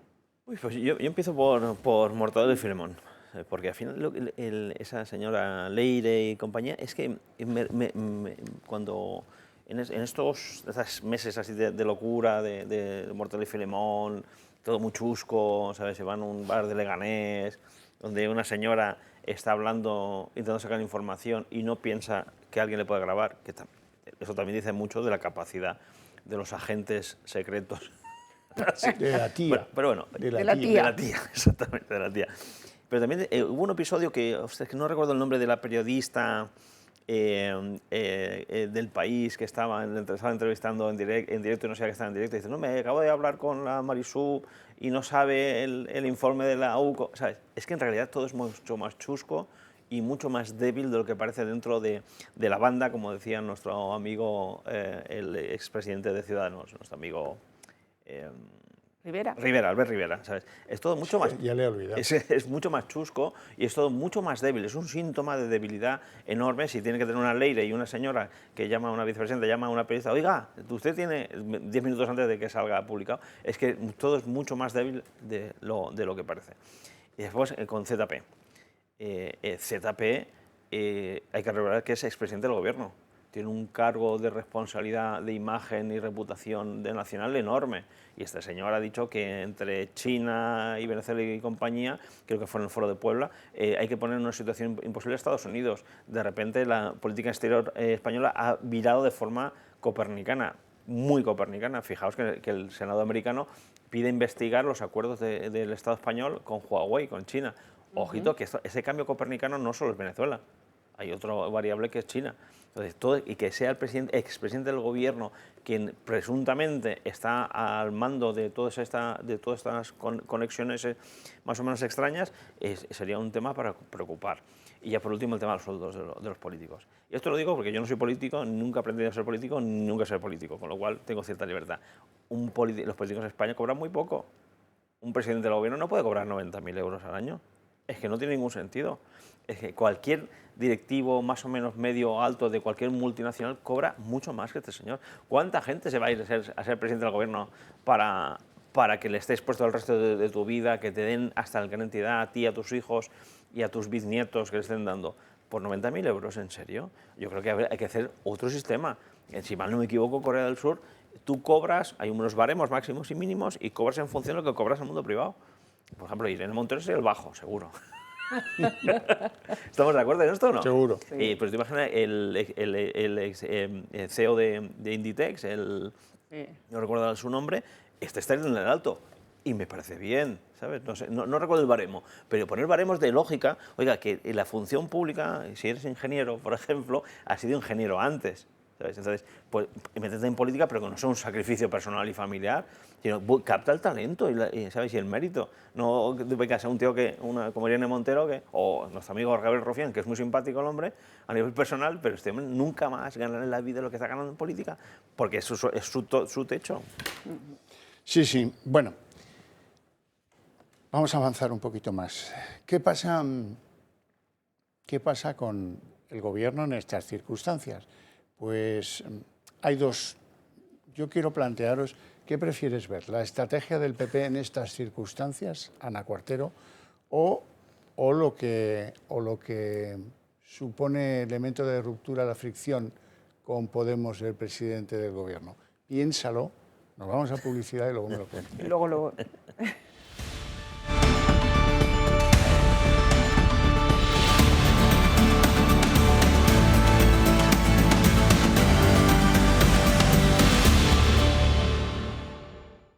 Estamos de vuelta ya. Doña Ana Cuartero, ¿ha decidido usted PP o PSOE? Es que si digo PP, luego me dicen los del PP que es que no hago más que atizarles. Bueno, pues ya lo digo yo. Vamos con el PP, porque Magalí Bujía nos cuenta cuál va a ser la estrategia, por lo menos de las primeras semanas a la vuelta de la actividad en las cámaras. El Partido Popular ha diseñado un plan para acorralar a Pedro Sánchez. En el Congreso lo tienen difícil, no suman mayoría, pero en el Senado la situación es totalmente diferente porque cuentan con una mayoría absoluta. Y es ahí donde Feijóo quiere liberar la batalla política. El plan se sostiene sobre dos grandes frentes. Uno es el de la corrupción y la gestión de los incendios es el segundo. El primero sobre la corrupción con varias aristas, dos en principio.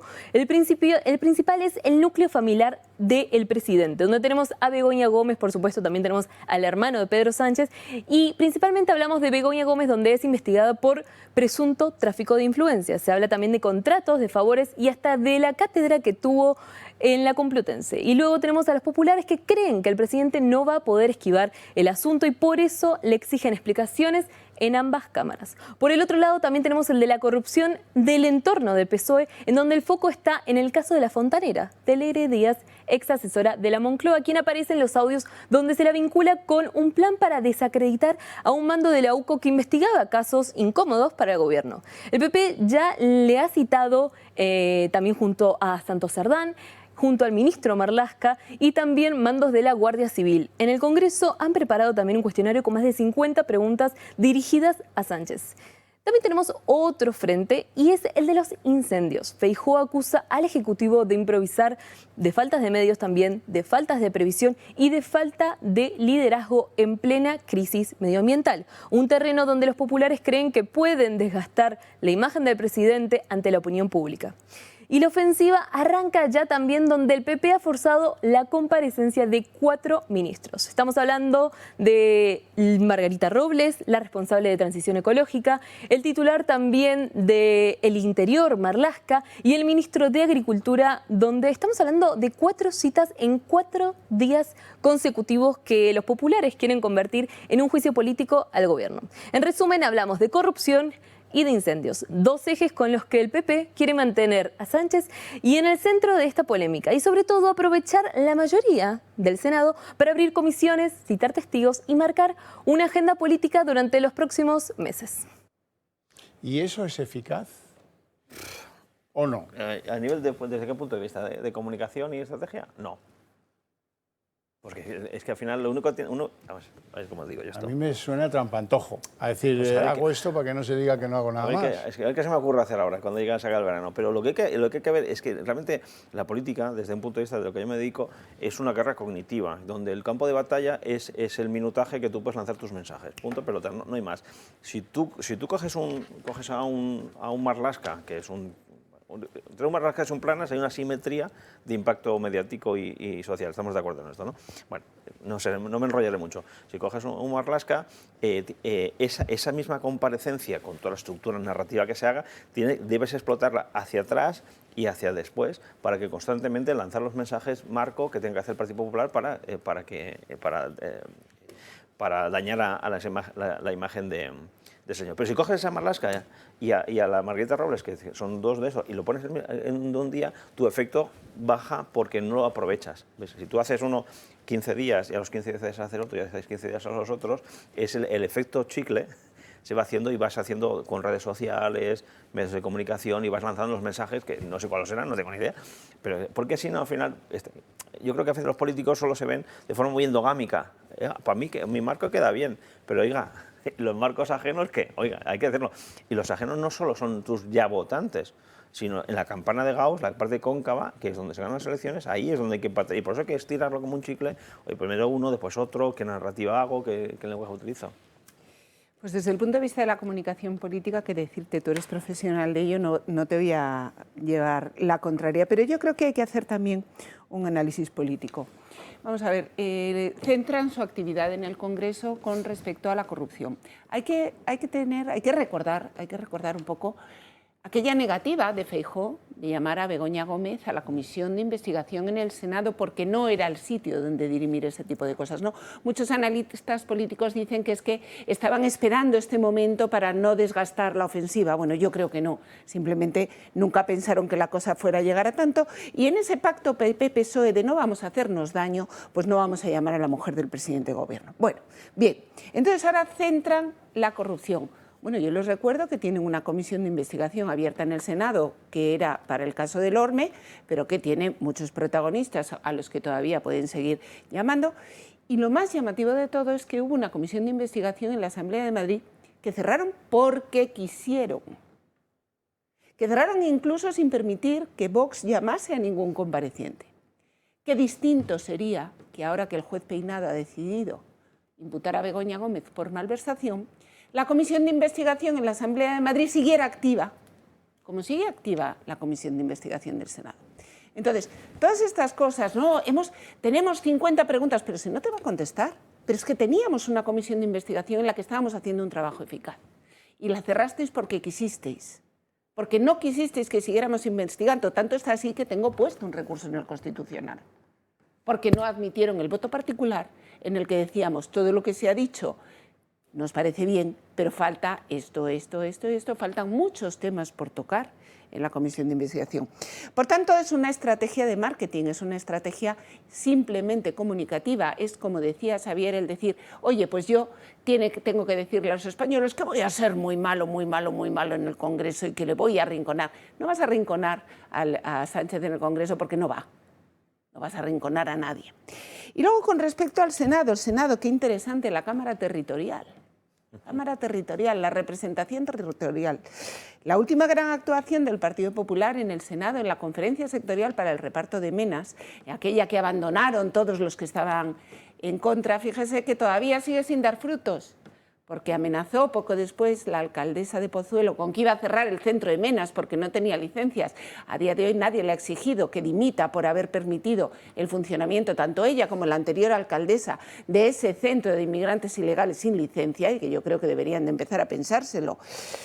Pero, insisto, de aquel plante, de aquel abandono, el resultado es que los menas siguen viniendo a todas las comunidades autónomas del PP, los resultantes de ese reparto del gobierno, y que el centro de ilegales de Pozuelo sigue vivo. Pretenden decirme que con la ministra de Defensa, no, perdón, aquí hay que llevar a un solo personaje, y en eso estoy de acuerdo contigo. Aquí hay que decidir quién es el responsable de que esto haya sucedido. Y solo hay uno. La ministra de Transición Ecológica no pinta nada en esto, absolutamente nada. Claro que los incendios se propagan por calor, pero para eso no necesitamos cambio climático. Ahora, aquí no nos afecta el cambio climático, nos afecta una situación coyuntural de una ola de calor. Me da igual que se la motive el cambio climático o no. Luego, transición ecológica no pinta nada. El de agricultura pinta nada y menos también. Porque no es él el que prohíbe los pastos y tal. La ministra de Defensa, desde mi punto de vista, ha puesto la UMA. Señores, si ustedes quieren ir a por un ministro, tienen que ir solo a por Marlaska, a por el Ministerio del Interior, responsable de coordinar bomberos, protección civil, guardia civil. Y si la conclusión es hay que repensar el modelo de las competencias de interior, porque todo aquello que está quedando fuera de la Directiva de Seguridad Nacional, de lo que está en manos del Ministerio de Defensa, no está funcionando, pues habrá que hacerlo. Y eso se hace no con un fogueo, con 4 balas de fogueo. Eso se hace con uno directo, bien preparado y asumiendo que después vas a tener que cambiar la política que has hecho durante los últimos 40 años favoreciendo el desmembramiento nacional, subirte al carro de los patriotas y decir hay que recuperar un gobierno de una única nación. Complicado. Yo firmo todo lo que dices, pero es complicado porque hace falta unos consensos muy amplios. Y no veo al PP con esta actitud. Puso una serie de medidas, no sé si acordáis, antes de verano o justo al principio de verano, y que parecía todo tan cosmético que no entraba en el tema mollar de los problemas de nuestra nación. O sea, primero, que nadie dice que esto es una nación. ¿Cuántas veces se dice que España es una nación? O sea, es una nación de naciones, un estado de naciones, siempre con eufemismos. Si no defiendes tu nación desde un punto de vista como es lo de España, es una unión en la diversidad como es España, gracias a Dios, ¿sabes? Si no reconoces tu país, ¿cómo vas a empezar a construir?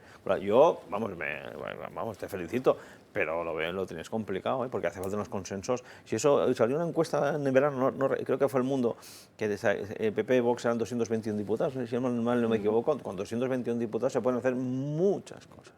Y no solo estar sentado en Moncloa esperando que pase el tiempo. Y espero que realmente haya un programa de regeneración. Pero yo no escucho a los políticos decir, oye, señores, hay que hacer esto. Porque una de las cosas, lo hablábamos antes de estar en cámara, es que ha cambiado el paradigma cultural de nuestro mundo, ha cambiado. Y les exige que se sea mucho más claro y mucho menos mentiroso. ¿Sabes? Por eso Trump y compañía, oye, esto es claro, ¿te gustará más o menos? Yo no soy ni pro ni contra Trump, pero es un tipo que habla muy claro y yo no escucho esta claridad. No solo eso está mal, vale, eso está mal. Los incendios están mal. Bueno, pero ¿qué voy a hacer al contrario para solucionarlo? ¿Cuál es mi ilusión para el futuro? ¿Cuál es emocional para el futuro? Esto que no lo veo.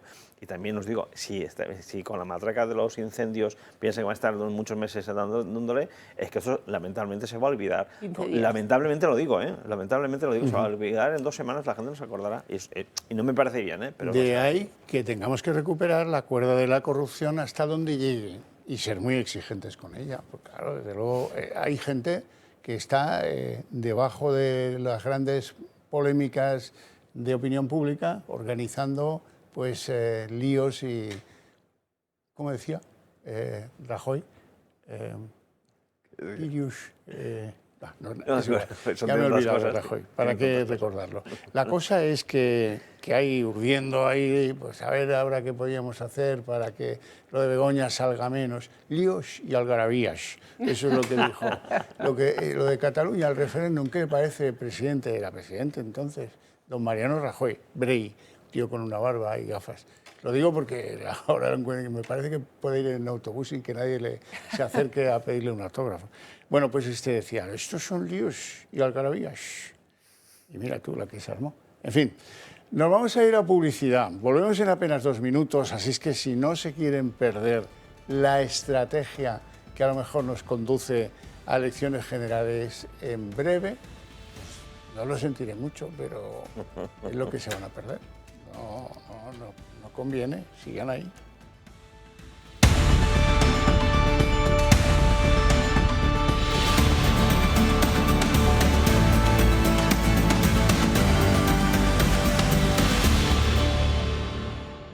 Lo prometido es deuda. Vamos a ver las posibles estrategias que están elaborando en La Mareta. Ha habido innumerables reuniones para ver a quién, cómo y de qué forma se organiza el futuro del gobierno. El futuro del Partido Socialista es la disolución.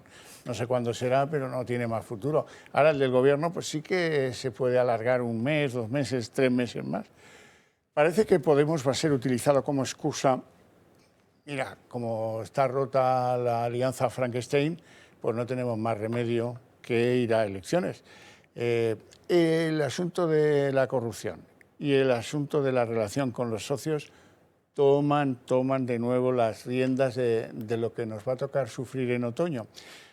Olvídense de presupuestos, porque por mucho que digan, pues resulta que donde están las verdaderas carpetas que deciden el calendario electoral es la relación con los socios y la corrupción, o las decisiones de los jueces.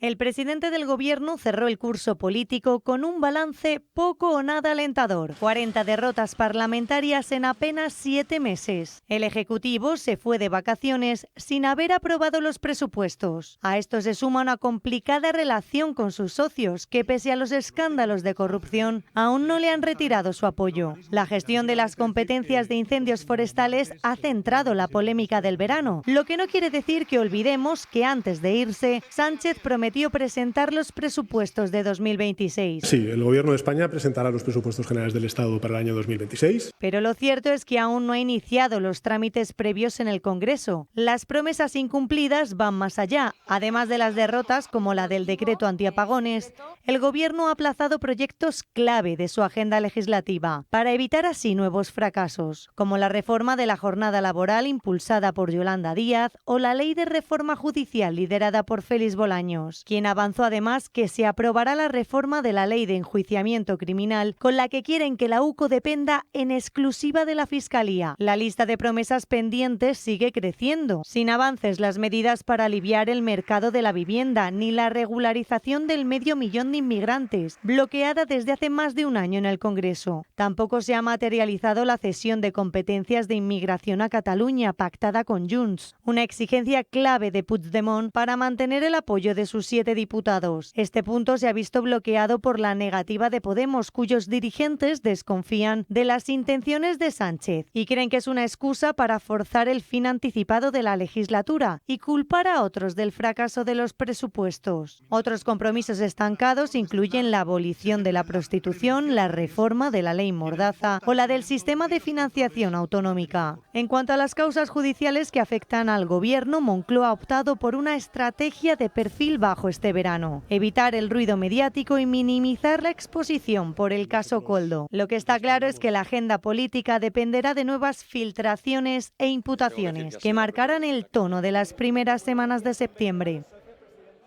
Ana Cuartero. Bueno, yo creo que está bastante acertada la conclusión a la que lleva Podemos de, efectivamente, no la única, sino que se introduce esa negociación de los presupuestos, porque quizá ahora mismo son los que tienen menos clara su postura. El Partido Socialista, quizá la postura que menos clara tiene sea la de Podemos, y consideran que efectivamente, más que la negociación, que se sientan culpables de la ruptura del Gobierno y, por tanto, si hay que ir a elecciones, poder quitarle esos votos, ¿no?, que puedan estar en Podemos, llevárselos hacia el Partido Socialista, ¿no? Es decir, todas las negociaciones de lo que ellos van a intentar es hacer culpabilizar al otro socio del fracaso de negociaciones que puedan impedir o montar el escenario de que impiden la gobernabilidad, de manera que ellos queden indemnes. Cada vez parece más difícil, ¿no?, que la situación política pueda aguantar, pero es que esto mismo nos parecía hace un año, ¿no? Yo siempre he pensado que tendríamos elecciones en octubre, noviembre de pero es verdad que la capacidad de resistir en el poder pues está dejándonos a todos bastante sorprendidos. Yo espero, insisto, que tengamos elecciones, que convoquen elecciones nada más empezar la actividad política, pero no lo sabremos. Yo estoy convencido de que el detonante será la convocatoria de juicio oral contra la persona de Begoña Gómez, que eso ya es de que no se pueda resistir, y que desde ese punto pues el presidente se vea obligado a convocar elecciones como el que tira los dados, a ver si me vuelve a salir otra vez una posibilidad de continuar en esto. Pues yo coincido plenamente. Yo creo que al final o es el tema judicial, un tema judicial así de cierta entidad que ya afecte, digamos, a la pareja de enamorados, o va a ser bastante complicado desde ese punto de vista. Yo ya pensaba que iba a haber elecciones anticipadas, que coincido más o menos con la fecha que decías tú, pero viendo el personaje al resistente Inpectore, más los problemas personales y judiciales que tiene, su decisión lógica, si no hay ese suceso, como bien decías, es aguantar hasta el final. O sea, un periodo de 1 año y medio que puede pasar de todo. O sea, habría que hacer control de daños de todo esto. Pero después aparece Podemos. Claro, la lógica de Podemos, más que Sánchez, es Yoli. Y vemos que el traspaso de votos de Yoli a Podemos no es el esperado, según dicen las encuestas. Entonces, yo creo que están ahí, ¿qué narrativa activo como para que los votantes de Yolanda vayan a lo de Pablo Iglesias? Y yo creo que es el juego, ¿sabes? Y entonces los del Partido Socialista, como se escoren más a la izquierda, al final, ¿qué va a ser dañados son ellos? Porque o se van a ir al voto, a la abstención, o se van a ir algunos al Partido Popular, que ya se está detectando alguna fuga de votos hacia el Partido Popular. Y en todo este marasmo electoral, lamentablemente, en las próximas elecciones generales, donde se decidirá todo, si hay un Frankenstein no sé cuántos .0, porque ya hay unos cuantos, será en nuestra comunidad autónoma, en Cataluña, que ahí realmente hay ese caladero de diputados. Ahí el Partido Popular y Vox tendrían que hacer muy bien para evitar que repitan buenos resultados Salvador y compañía. Yo creo que por eso los políticos tenemos que hacer un esfuerzo, ¿no?, de sí que abstraernos un poco de situaciones coyunturales. Por supuesto tenemos que hacer una labor de oposición en los parlamentos, una labor eficaz contra la corrupción, contra las políticas inadecuadas. Pero efectivamente lo que tenemos que hacer es saber transmitir la opción de futuro, saber transmitir cuál es el proyecto político que proponemos, porque lo vamos a tener que ejecutar muy pronto. Y tiene que ser un proyecto político que dé a los españoles la confianza de que va a solucionar determinados problemas.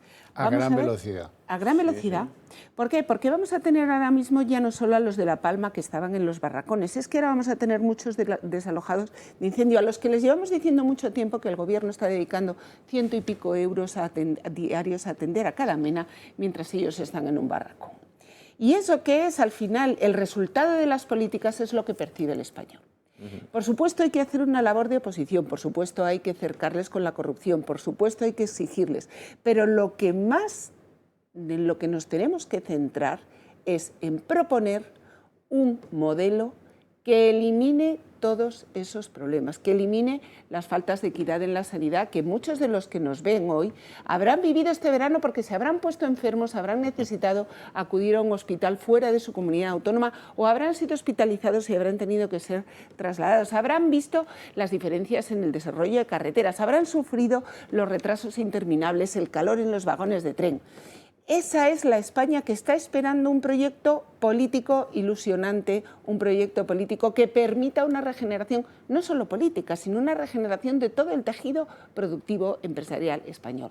Con lo cual creo que es la obligación que tenemos los políticos en este periodo es proponer y dar una salida viable e ilusionante y sobre todo viable y sensata a los problemas de hoy, que, perdóname, es lo que ha hecho Meloni, es lo que ha hecho Trump, es lo que ha hecho Orbán. Yo solo aspiro a que me devuelvan bien el cambio. Pago por mis impuestos, me quejo amargamente por los rincones, pero luego resulta que pago impuestos de finlandés y me dan unos servicios como si fuera de Uganda. Y eso es lo que no tiene pase, no tiene pase. Este país, con lo que se llevan del bolsillo de los españoles activos, tiene dinero y le sobra, para hacer absolutas maravillas, ¿sí? Otra cosa es que se vaya entre los dedos de las agencias de no sé qué lobbies y de que las ayudas europeas no cuajen y no se vean en nuestro desarrollo económico y de que cada día tengamos pues, menos empresarios, menos emprendedores, menos autónomos, porque se rinden, tiran la toalla, claro. No queremos tener un país de funcionarios, que es el propósito, funcionarios y dependientes. Sánchez ha ampliado lo que los dependientes antes eran gente mayor o gente incapacitada a la que había que ayudar con lo que se llaman las ayudas a la dependencia. Ahora dependiente es la mayor parte de este país, porque tienen la paguita de no sé qué, el chollete del no sé qué joven, el chollete XXXX. Eso es lo que hay que meterle tijera y desde luego, pues antes has citado tú a Meloni, creo que la hemos citado ya 2 veces hoy, pero es que ¿cómo evitas que ser una autopista de llegada de gente de África o de Asia por todas tus fronteras? Pues mira, anuncias que los que no están aquí de forma legal no tienen derecho a ninguna ayuda. No tienen nada que hacer. Con eso ya has decidido que van a saltar tu país y se van a ir a Francia por vía no sé cuál. Pero soluciones hay. No, aquí no vale ni la pesadumbre ni la falta de valor. ¿Hay que tener valor? Sí, claro, hay que tener valor, pero hay que darle la vuelta a esto, como sea. Y además te digo una cosa, si eres político y no tienes valor, no te lo pidas, ser político. Claro. No para quedar bien siempre, pues oiga, pues dedícate, con todo el cariño lo digo. No, así es. Es que si no tiene sentido. Además, que ese desfilfarro que estáis diciendo está cuantificado. Nuestro amigo, no sé si conoces a José Ramón Riera, lo ha con 160.000 millones de euros al año en lo que él llama gasto político. Que tienes para pensiones, para armamento y para lo que te dé la gana. Además, yo creo que hay una cosa muy importante que estaba diciendo Xavier. Hemos convertido a todo el mundo, si no es dependientes, vulnerables. Sí, es verdad, es verdad. Yo no quiero un país de dependientes y de vulnerables. Quiero un país en el que digan, tienes una oportunidad de salir adelante por ti mismo. Eso es lo importante. Es decir, una madre con un niño no tiene que ser vulnerable. Tiene que tener una oportunidad de sacar a su hijo adelante. Una persona con una discapacidad no tiene que ser vulnerable ni dependiente, tiene que tener la posibilidad de tener un trabajo que pueda desempeñar de forma digna y satisfactoria que le permita vivir. Esa es la nación que tenemos que construir. Con innumerables problemas, que los hay por todas partes. Yo creo que los problemas nos asedian y va a ser mucho peor en los próximos meses. Porque estos están pensando en lo suyo, cómo me libro yo de peinado, cómo me libro yo del juez no sé qué, el hurtado, el no sé cuánto. Están en ese rollo y en permitir el latrocinio. Y el latrocinio continuará, los bares, casas de putas no irán a pique, tendrán clientes de algún signo político reconocible. En fin, la cosa es que tenemos que darnos prisa, porque cuanto más tiempo perdamos, más difícil será dar ese giro casi copernicano que nos requiere la dificultad. Por cierto, que hoy nos hemos enterado de que tal vez en enero pudiera desaparecer un mito de la historia reciente de España, la verja de Gibraltar. Bueno, después de unos acuerdos en los que francamente nos abrazamos a la bota del Reino Unido, a la bota o al talón, no lo sé, y les dejamos todo diáfano y abierto. Bueno, pues parece que alguien está negociando con alguien para derrumbar la verja de Gibraltar. Lo que pasa es que, bueno, ya la habíamos derrumbado. En la práctica hay una verja allí como unos monos en la montaña, los monos de Gibraltar. Pero eso no tiene que ver, la situación ya hemos declinado cualquier intento de recuperación de soberanía de Gibraltar. Efectivamente, lo que pasa es que, bueno, pues efectivamente aquí hay una parte de política internacional y de relaciones con Starmer, y yo vuelvo siempre a lo mismo, con el Reino de Marruecos, etcétera, y quizá, bueno, pues lo que se pretenda sea eliminar no solo la verja con Gibraltar, sino eliminar otras verjas también. Sí. Y no vaya a ser solo. Entonces habrá que empezar por la que parezca más suave, habrá que ser friendly. Entonces, la noticia, como bien os digo, la realidad que haya detrás no es lo que importa. Lo que le importa al presidente de gobierno es el relato. Y esto es una noticia que es el relato. Es quitar verjas, quitar fronteras, Entonces, con nuestros socios, con nuestros aliados, mantenemos una determinada relación. Estoy deseando ver los comentarios de Taleb Ali-Salem con respecto a la eliminación de esta verja, que seguro que van a ser interesantes. Pues es que al final, si no sabes que tu país es una nación, difícilmente vas a defender la soberanía. Es que las cosas son como son. Si tú piensas que esto es una unión así extraña... Una UTE de pueblos que vienen desde hace miles de años, que están allí...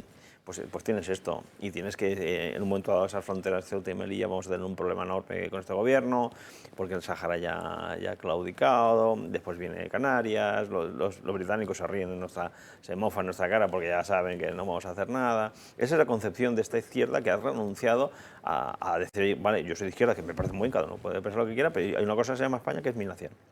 Y a partir de aquí yo quiero hacerlo, pues más impuestos, menos impuestos, más gasto público, eso ya es un problema. Pero si no tienes esa concepción básica, pues estamos como estamos, ¿sabes? No, pues si tienes delegar soberanía a Bruselas, sí, no, y tu soberanía aquí, ¿quién la cuida? ¿Quién se preocupa? ¿Quién está encima? ¿Qué plan estratégico tiene? Yo entiendo que el Reino de Marruecos tenga su proyección a muy largo plazo, oye, que no comparto en absoluto, pero tiene esa concepción estratégica. ¿Pero qué concepción estratégica tenemos nosotros de nuestro país? ¿Alguien lo sabe? ¿Alguien lo ha dicho? ¿Alguien lo ha defendido? ¿Alguien ha hecho un relato para decir que es España? ¿Alguien se ha hecho mirado a sí mismo más allá? ¿Alguien ha dicho, vamos a hacer una reinterpretación histórica de nuestro país que no esté con el sesgo ideológico de izquierdas que parece que nos autoodiemos? ¿Alguien lo ha hecho alguna vez? Ostras, pues ningún gobierno, ni socialista ni Partido Popular. Y esa carencia de propio relato, de autoconocimiento y autorreconocimiento, pues nos lleva a esto. ¿Qué somos? No sé. Cuando existen en Puerto Rico ya incluso gente sí, que aboga por volver a ser una provincia española. Sí, pero sin embargo, ese planteamiento de, bueno, porque no hace tanto tiempo que España de no sabemos si reivindican ser el País Vasco, Navarra o Cataluña. Ah, bueno, eso es cierto.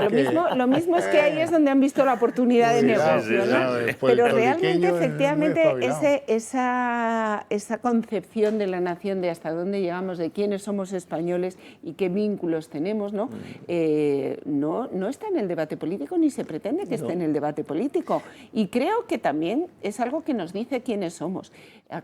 Dicen, quitan la verja de Melilla precisamente cuando se han ido de la Unión Europea, claro, ¿no? O sea, por eso me parece más importante ver en qué marco se está haciendo, porque no es en un marco de un mercado común. No, desde luego que no. Bueno, que nos devuelven mono por liebre, eso está bastante claro, ¿verdad? Bueno, ideas que os quiero trasladar antes de terminar la sesión por hoy.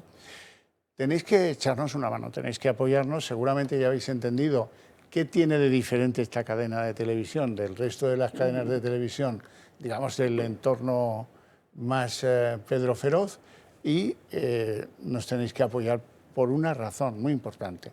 Porque si nos apoyáis, nosotros tenemos voluntad de ser la correa de transmisión de las ideas, no serán todas, pero la mayoría, que compartimos. Iremos más deprisa a través de un medio de comunicación en tratar de incorporar pues, más españoles a estas causas que aquí habéis visto a lo largo del programa, desde ir contra la droga hasta intentar resolver el tema de los incendios sin hacer caso de las agendas 2030. Si creéis eso de verdad, pues ayudadnos, apoyadnos. ¿Cómo? Haceros socios del Club de Amigos del Toro Televisión.